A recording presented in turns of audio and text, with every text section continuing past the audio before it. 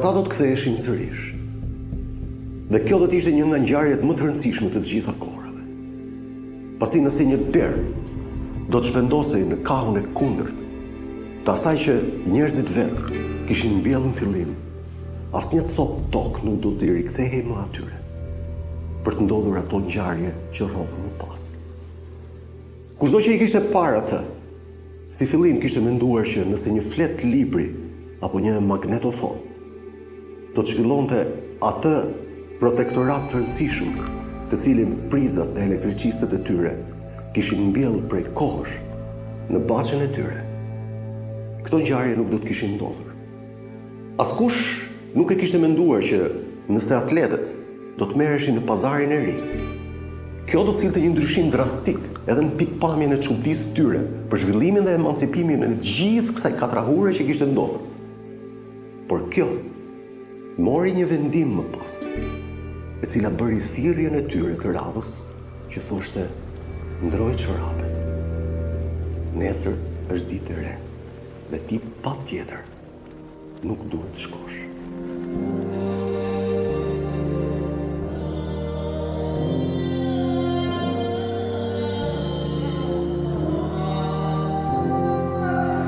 Njërisi që do të vinte më pas dhe që do të sillte gjithçka, çdo ndryshim të mundshëm të tyre, bëri që hapat e saj, të tij bashkë, vendosën që nëse do të shohin një ndeshje basketbolli, aty do të gjejmë shumë grada, të cilat ngatrohen shpesh herë me granata.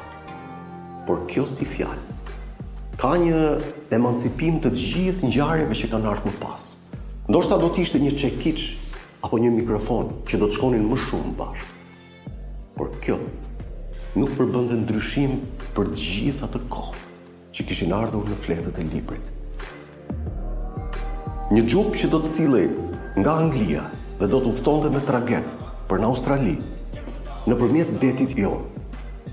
Kjo solli emancipimin e qeseve, gradacioni që do të rritej më pas, bëri që historia të ndryshonte.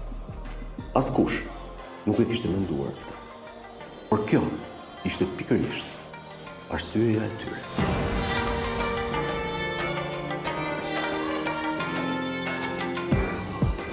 Nëse një ngjarje do t'i bënte përshtypje kujdo njeriu, e treguar në po atë mënyrë të rastësishme që do të vinte më pas për emancipimin e gjithë këtyre gradacioneve, të cilat sollën historinë e njerëzimit.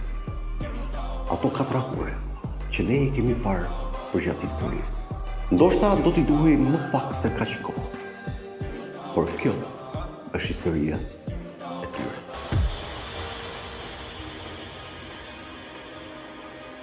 Ky nuk ishte një vendim i lehtë për t'u marrë.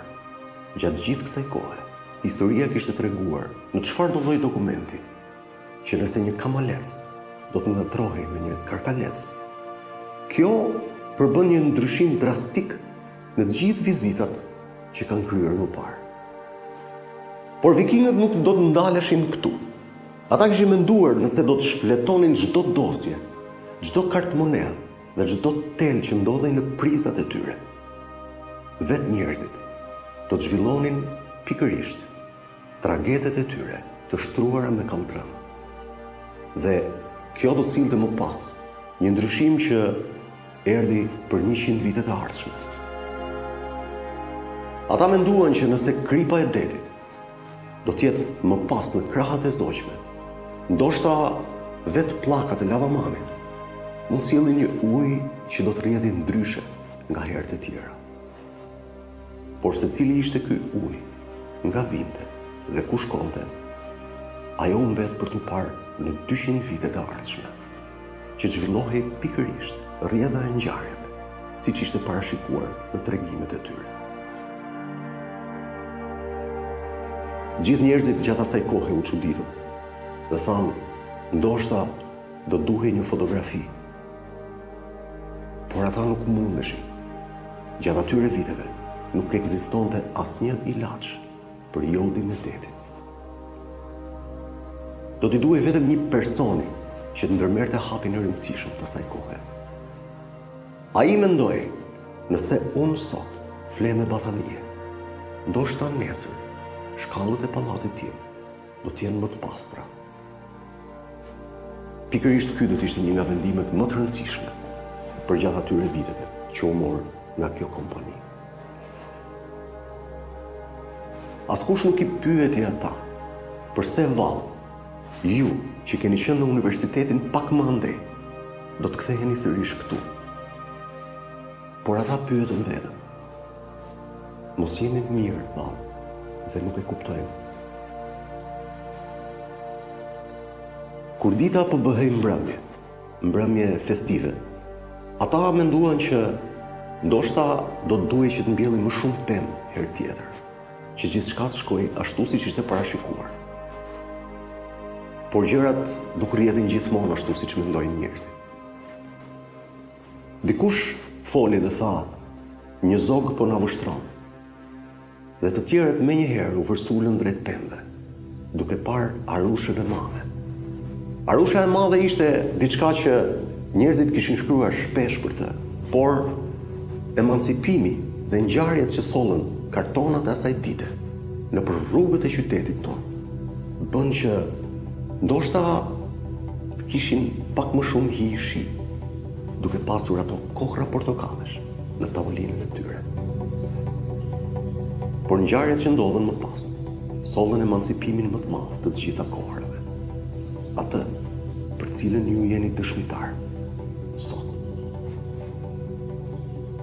Ky është një ndryshim që vjen jo gjithmonë në jetën e njeriu, por vjen gradualisht dhe duke pasur pikërisht këmbët në ujë.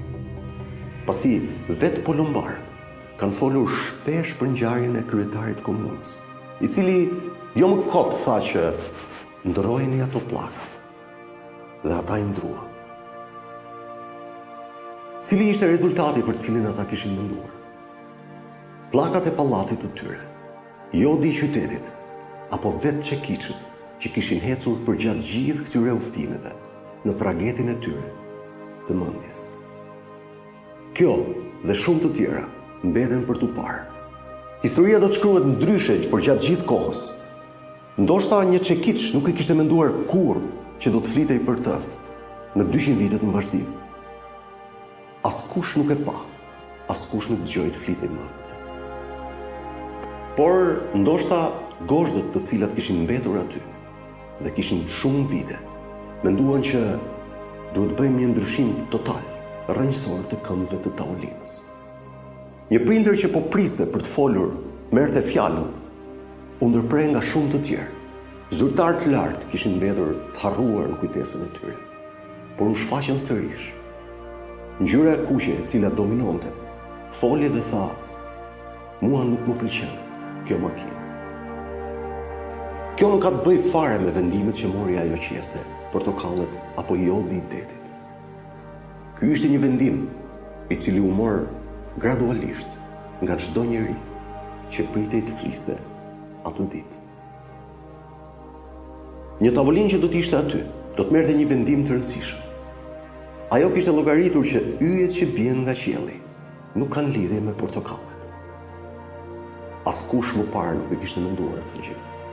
Të gjithë kthyen kokën dhe thanë, ky është deti jonë. Ndoshta ky nuk do të ishte fundi që ata kishin parashikuar, por tavolina e dinte dyshin.